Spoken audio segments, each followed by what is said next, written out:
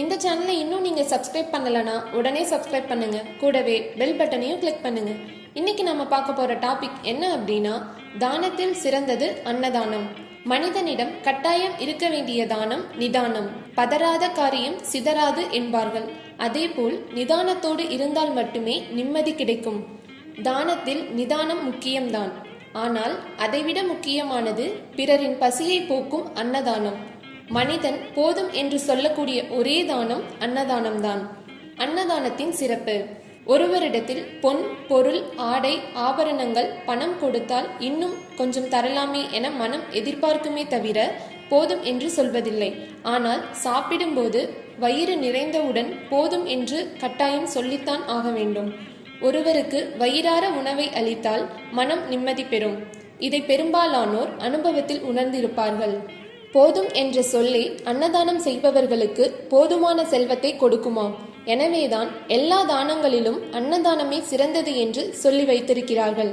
அன்னதானம் செய்யும் போது பிறர் போதும் என்று சொல்லும் அளவிற்கு செய்ய வேண்டும். எப்படி அன்னதானம் செய்ய வேண்டும்? அன்னதானம் செய்பவர்கள் தாங்கள் சாப்பிடாமல் இருந்து மற்றவர்களுக்கு தங்களது குடும்பத்தினருடன் பரிமாற வேண்டும். தங்கள் கரங்களால் பரிமாறுவதே சிறப்பு.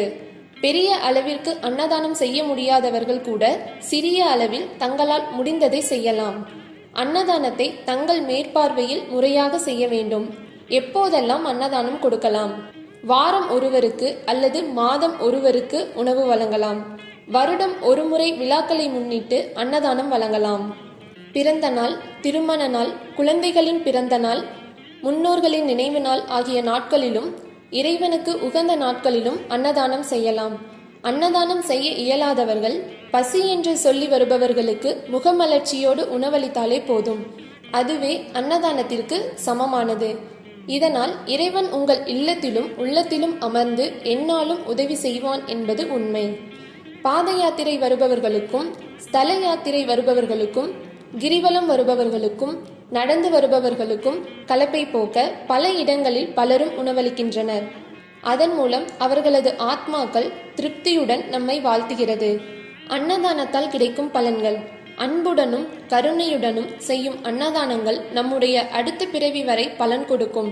அன்னதானம் செய்பவர்களின் வாழ்க்கையில் பசிப்பினி வராது. இறைவனின் பரிபூரண அருளும் கிடைக்கப்பெறும். ஓகே வியூவர்ஸ், இன்னைக்கு தானத்தில் சிறந்தது அன்னதானம் அப்படிங்கிறத பற்றி நம்ம தெரிஞ்சுக்கிட்டோம். இந்த வீடியோ உங்களுக்கு பிடிச்சிருந்தா லைக் பண்ணுங்க, கமெண்ட் பண்ணுங்க, உங்கள் ஃப்ரெண்ட்ஸுக்கும் ஷேர் பண்ணுங்க. இது போல இன்னும் பல ஆன்மீக தகவல்களை நீங்கள் தெரிஞ்சுக்கணுமா? நித்ரா யூடியூப் சேனலை சப்ஸ்கிரைப் பண்ணுங்க. கூடவே பெல் பட்டனையும் கிளிக் பண்ணுங்க. தேங்க்யூ.